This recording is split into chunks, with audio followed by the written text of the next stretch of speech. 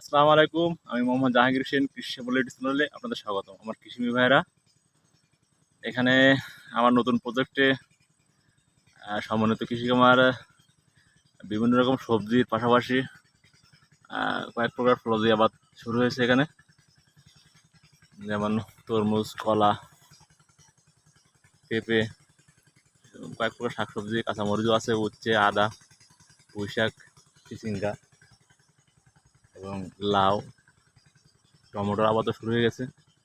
টমেটোর আবাদ শুরু হয়েছে বলতে গেলে, যেমন এই তরমুজের পাশাপাশি, তরমুজ তো বেশি দিন নেই আর সময়, এর পাশাপাশি নতুন করে আবার টমেটোর আবাদ শুরু করেছি অতি ভারী বৃষ্টিতে।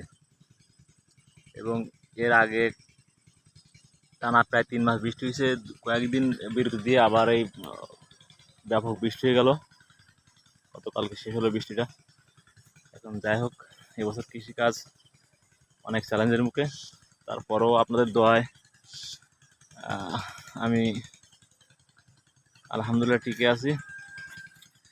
এখন চেষ্টা করব নতুন নতুন ভিডিও আবার দেওয়ার জন্য। আমি আন্তরিকভাবে দুঃখিত অনেক দিন নতুন কোনো ভিডিও আপলোড না দেওয়ার কারণে, এবং আপনাদের সাথে থাকতে পারিনি, তার জন্য আমি ক্ষমা চাচ্ছি। যাই হোক, আশা করি এখন থেকে আবার নতুন ভিডিও দেওয়ার চেষ্টা করব। তো তার পাশাপাশি এবছর যেগুলো চাষাবাদ করছি সবগুলো আশা করি এখানে আল্লাহর মতো অনেক ভালো হয়েছে, কিন্তু পেঁপে গাছগুলো নিয়ে একটু বিপাকে আছে। এই দেখেন, এত বৃষ্টি হয়েছে, তরমুজ সহ এখানে দুটো তিনটি তরমুজ সহ গাছটা মারা গেছে হঠাৎ করে। অনেক রোদ হয়েছে।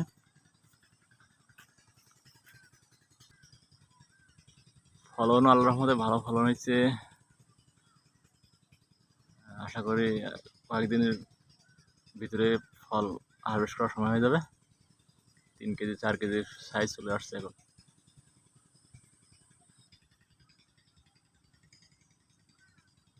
3টে জাতের তরমুজ এখানে আবাদ করছি এবছর। এটা বলছিলাম পেঁপে নিয়ে বিভাগে আছি। অনেকগুলো গাছ নষ্ট হয়ে গেছে ঝড় হাওয়াতে, ভারী বৃষ্টিতে গোড়া নরম হয়ে যাওয়ার পরে লাস্টে একদিন ঝড় হলো, গাছ কিছুটা। নতুন এবছর কলা আবাদ শুরু করলাম। কলাটা সম্পূর্ণ কুলপাত কলা। 1 মাসের ভিতরে আশা করি যে 1 থেকে 1.5 মাসের ভিতরেই সবগুলো গাছে খাদ্য চলে আসবে। গাছগুলোর বয়সও বেশি না, এখনো দীর্ঘদিন বৃষ্টি হওয়ার কারণে এর যে পরিচর্যাগুলো আছে খুব ভালোভাবে করতে পারিনি। এবং দেখেন, এর পাশাপাশি যখন কলা রোপণ করছি, সাথে সাথে কিন্তু আমি এর ভিতরে সাথী ফল হিসেবে পুঁইশাক দিয়েছিলাম। এখান থেকে কিন্তু বেশ কয়েক মন পুঁইশাক বিক্রি হয়েছে, ভালো একটা প্রফিট পাইছে। এবং এখন গাছ বড় হয়ে গেছে, পুঁইশাক গাছ নষ্ট করে দিচ্ছে। এই কেবল পেয়ে আসছে কলা গাছে, এবং কলা গাছের অবস্থা খুব ভালো আলহামদুলিল্লাহ।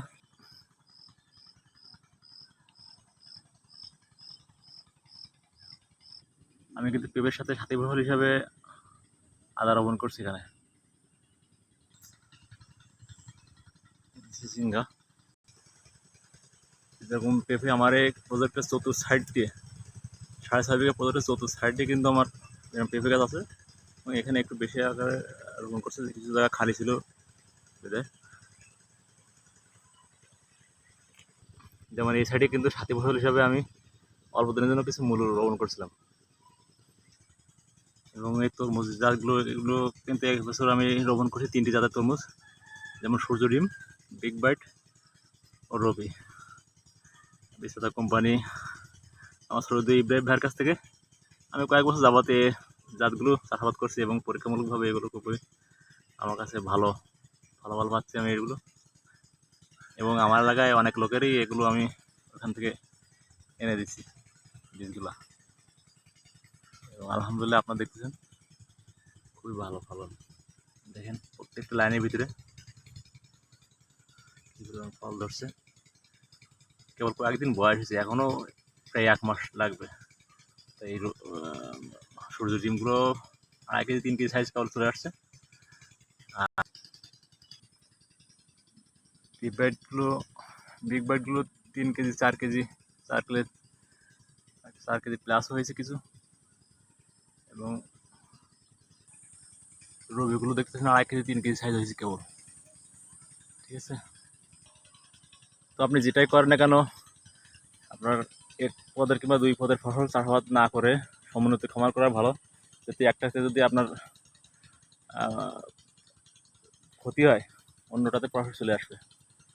এবং আশা করি কৃষিখাতে একটু প্ল্যানিং করে চলতে পারলে অনেক লাভবানের সম্ভাবনা আছে এখানে।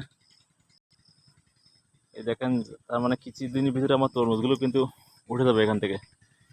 কিন্তু অলরেডি কিন্তু আমি এখানে টমেটো রোপণ করছি। কোনোরকম গাছগুলো যদি বেঁচে থাকে কিছুদিন পরে তরমুজ গাছ এখান থেকে নষ্ট হয়ে যাবে। টমেটো গাছগুলো নতুন চিকিৎসা শুরু করলে আমার এখানে এই দেখেন প্রত্যেকটা টমেটো গাছ।